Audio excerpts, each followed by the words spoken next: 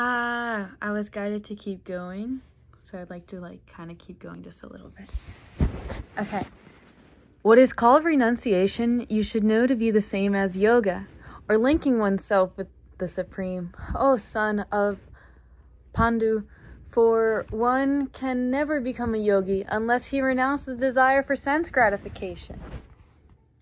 Real sannyasa, yoga, or bhakti means that one should know that his constitutional position as the living entity,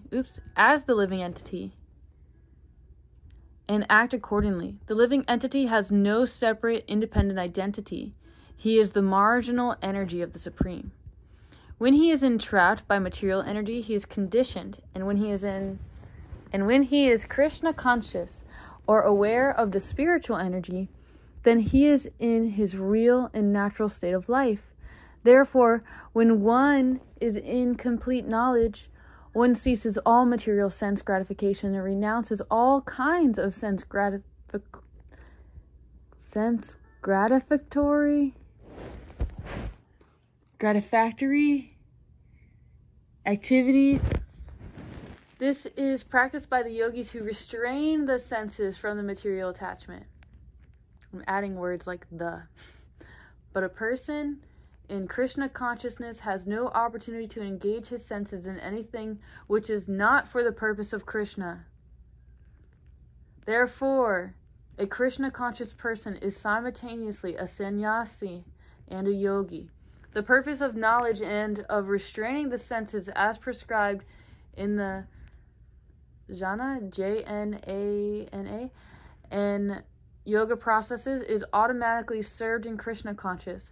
If one is unable to give up the activities of his selfish nature, then jnana and yoga are of no avail. The real aim is for a living entity to give up all selfish satisfaction and to be prepared to satisfy the Supreme. A Krishna conscious person has no desire for any kind of self-enjoyment. He is always engaged for the enjoyment of the Supreme. One who has no information of the Supreme must therefore be engaged in self-satisfaction, because no one can stand on the platform of inactivity. All purposes are perfectly served by the practice of Krishna consciousness.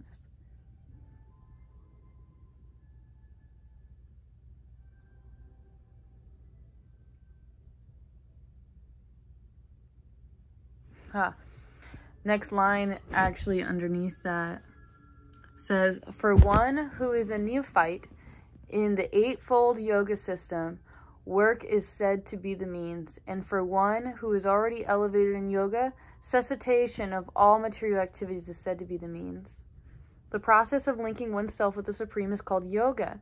It may be compared to a ladder for attaining the topmost spiritual realization. This ladder begins from the lowest material condition of the living entity and rises up to perfect self-realization and pure spiritual life. According to various elevations, different parts of the ladder are known by different names. But all in all, the complete ladder is called yoga and may be divided into three parts, namely jnana, dhyana yoga, bhakti yoga. Bhakti, I'm pretty sure bhakti means like love. The beginning of the ladder is called the yoga rurushu. Gosh, these words are hard to say, yet I am totally moved. Totally.